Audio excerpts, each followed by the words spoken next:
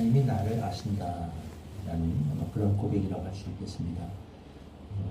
다윗의 시인데요. 본문 속에서 하나님이 나를 잘 알고 계신다, 나를 붙들고 계신다, 나를 인도하고 계신다라는 고백을 합니다.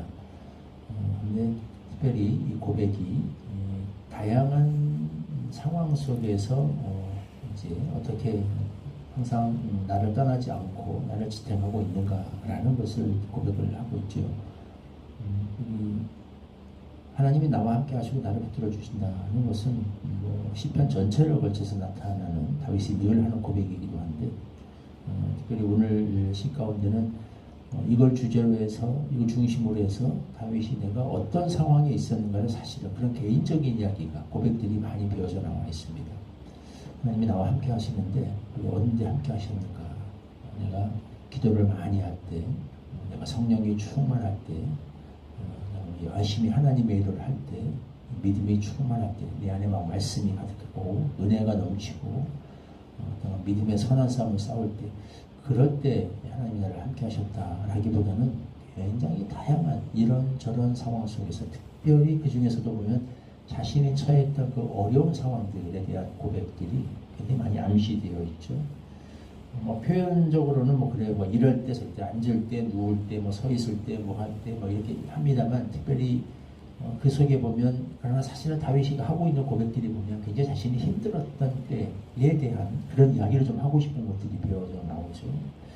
앉고 일어선다. 사실은 내가 주저앉아 있을 때도 하나님이 나를 아셨다, 나를 알고 계신다, 지켜보신다라는 이야기죠. 내가 멀리서도 나의 생각을 아신다. 내가 주님 하나님과 항상 가까이 동행하는 것을 내가 느끼는 그런 때가 아니라, 내가 사실 하나님과 굉장히 멀리 있는 것처럼 느꼈을 때도 있었다라는 것. 그때도 나를 아셨다라는 것. 내 혀의 말을 알지 못하시는 것이 하나도 없다. 사실은 이 말 속에는 사람들은 잘 못 알아듣는, 내 입에서 나오는 말이 무슨 말인지 사람들은 알아들 수 없는 어떤 그런 상황이 전제되어 있죠. 솔직히 나도 내가 무슨 말을 하는지 잘 모르겠고, 지금 이 심정을 어떻게 표현해야 될지 잘 모르겠는, 내가 뭐라고 기도해야 될지도 잘 모르는 그런 상황, 사실은 좀 전제되어 있습니다. 기도를 하긴 해야 되는데 또 어떻게 기도해야 될지, 내 입에서 나오는 말을 나도 못 알아듣겠는 어떤 그런 상황도 전제되어 있습니다. 이 지식이 내게 너무 기이하다.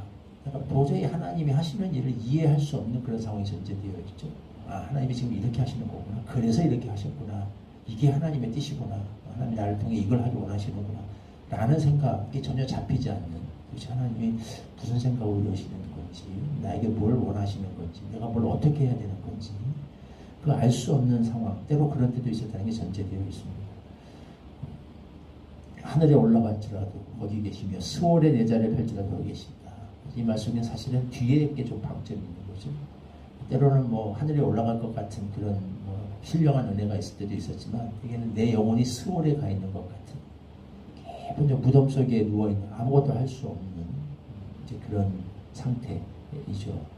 그렇게 느껴질지라도, 물론 내가 실제로 장소적으로 성경에서 스월이라고 할 때는 두 가지 의미가 있습니다. 하나는 장소적 의미의 스월, 그건 지옥이죠. 믿지 않는 자가 가게 되는 지옥을 말하는 거고, 또 다른 의미의 스월은 장소적 의미가 아니라 심정적 상태를 말합니다. 내가 마치 무덤 속에 있는 것 같은, 그러니까 진짜 지옥은 아니지만 내 마음이 꼭 지옥에 있는 것 같은 그런 느낌, 심정적 상태를 가리킬 때 이런 표현을 써요. 그렇게 무기력하고 무덤에 누워서 아무것도 할 수 없을 것 같은 때로는 그런 생각, 상태도 있었단 말이죠. 근데 거기서도 하나님 함께 하셨다. 내가 혹시 말하기를 흑암이 반드시 나를 덮고 나를 두루미친 밤이 되라. 내가 봐도 반드시 흑암이 나를 덮을 거다. 너무나 절망적인 상황, 소망이 없는, 이거는 도저히 내가 내 힘으로 어떻게 할 수 없다. 이 어둠을 벗어날 수 없을 것 같다. 내 힘으로 도저히 나는 일어설 수 없을 것 같다. 라는 그런 상태를 암시하고 있죠. 그러니까 굉장히 다양하고, 하나로 뭉뚱그려서 말하자면 모든 상황이지만, 솔직히 말하자면 진짜 힘들고 마음이 낙심되고 절망되고, 하나님 멀리 계신 것 같고, 하나님은 무슨 말인지 모르고, 하나님의 생각도 모르겠고, 내 입에서 나오는 말을 나도 모르겠고, 그런 심지어 상황 속에서도 내가 그렇게 처할 때도 많았다라는 거예요. 근데 그 속에서도 하나님은 나를 보고 계시고, 나를 알고 계시고, 나를 붙들고 계신다 라는 그런 고백인 거죠. 내 머리에 안수하고 계신다. 나에게 힘을 불어넣고 계시는 거죠. 이 안수라고 하는 거, 손을 얻는다라는 얘기는 상징적인 행위입니다. 하나님이 주시는 은혜와 능력과 이것이 나에게 임하고 있고, 하나님이 나를 지정하여 세우는 사람보다 소위 말하는 기름 부어 세운다, 머리에 안수한다라는 그런 의미가 있죠. 심지어 그런 상태에서도 하나님은 나를 붙들고 계셨다. 내게 은혜를 공급하고 계셨다. 그런 상황이 있을지라도 하나님은 나를 지켜보고 계셨다. 나는 도저히 하나님의 존재를 느낄 수 없는 것 같은 그때에도 하나님 나를 보고 계신다. 나를 알고 계신다. 라는 고백입니다. 이것이 사실 다윗의 삶을 지탱해 준 그런 큰 믿음이었습니다. 그래서 다윗의 삶을 통해서 다윗같이 하나님의 마음에 합한 사람의 인생에도 이런 순간들이 있었다. 굉장히 많았다. 라는 거, 이 자체가 우리에게 큰 위로죠. 하나님을 믿고 살 때 늘 그렇게 믿음 충만하지 않습니다. 늘 하나님이 하시는 일이 명백하게 보이지 않아요. 늘 우리가 마음속에 말씀이 살아있고 은혜가 살아있고, 그래서 뭘 내가 기도해야 되는지 기도 제목이 명확하게 보이고 내가 나아가야 할 길에 대한 비전이 명확해지고, 그럴 때도 있지만 항상 그렇지는 않습니다. 다윗이 고백한 것처럼 이런 상황이 있을 때가 많은데 괜찮아. 그것이 우리 신자의 삶인 것이고, 다윗도 그랬고, 중요한 것은 그 속에서도 하나님은 우리를 보고 계시고 지켜보고 계신다. 은혜가 충만하고 믿음이 충만하고 그럴 때뿐만 아니라 이런 절망적인 상황이 있을 때도 하나님은 원래 우리가 그런 존재인 것을 다 아시면서도 우리를 사랑하신 분이십니다. 원래부터 우리가 이런 존재라는 거 나는 몰랐지만 하나님은 처음부터 알고 계셨어요. 우리가 연약해질 때 그런 생각이 들죠. 하나님은 처음부터 다 아시면서도 우리를 사랑하셨고 우리를 부르셨고, 우리의 어떤 나의 그런 상태와 상관없이 하나님은 항상 보고 계시고 변함없이 사랑하시고 우리를 붙들어주고 계시며 내 머리에 안수하고 계신다는 것, 이것이 성경이 우리에게 약속하는 바입니다.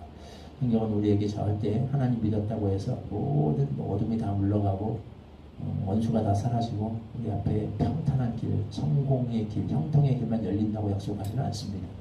그러나 우리 앞에 어떤 일이 펼쳐지고 내가 어떤 상황에 내던져질지라도 그곳에 반드시 하나님은 나와 함께 계시고 그런 상황 속에 서도 나를 지켜보고 계신다.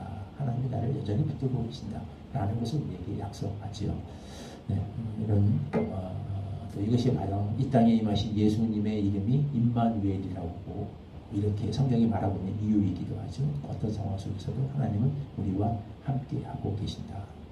이런 믿음으로 우리가 내 삶의 매 순간 나에게 어떤 일이 벌어지고 내가 심정적으로 어떤 상황이 있든지 간에 상관없이 매 순간 이런 믿음으로 확신을 가지고 하나님 앞에서 살아갈 수 있기를 소망합니다.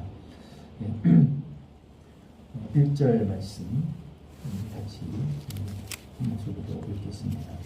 시작. 여호와여, 주께서 나를 살펴보셨으므로 나를 아시나이다. 하나님 감사합니다. 우리가 다윗의 고백처럼 어떤 상황에 처해질지라도 하나님이 우리를 알고 계시고 여전히 우리를 지켜보고 계시며 붙들고 계심을 다시 한번 배우고 감사드립니다. 우리가 항상 서 있지 못합니다. 우리가 항상 빛 가운데 있지 못합니다. 우리가 항상 명확히 뭘 구해야 될지 어디로 가야 될지 그렇게 확신 가운데 그렇게 살지 못합니다. 그러나 우리의 그런 연약함에도 불구하고 하나님은 우리를 사랑하셨고 우리를 부르셨고 우리와 함께 하고 계셨으며 지금도 그렇게 계시고 앞으로도 그렇게 하여 주실 것을 믿고 감사드립니다. 이것이 성경의 약속인 것을 꼭 기억하게 하시고 어떤 상황 속에 우리가 처해질지라도 낙심하지 말고 좌절하지 말고 그 속에서도 함께 하시는 하나님으로 우리의 위로를 삼으며 그걸 통해 힘을 얻고 이런 믿음으로 하나님이 우리에게 가라고 하신 그 길을 끝까지 포기하지 않고 걸어가는 그런 믿음의 성도들, 최후의 승리자들이 되게 하여 주옵소서. 예수님의 이름으로 기도하옵나이다. 아멘. 384장 순서가 1절 부르시고 주님 가르쳐 주신 기도하겠습니다.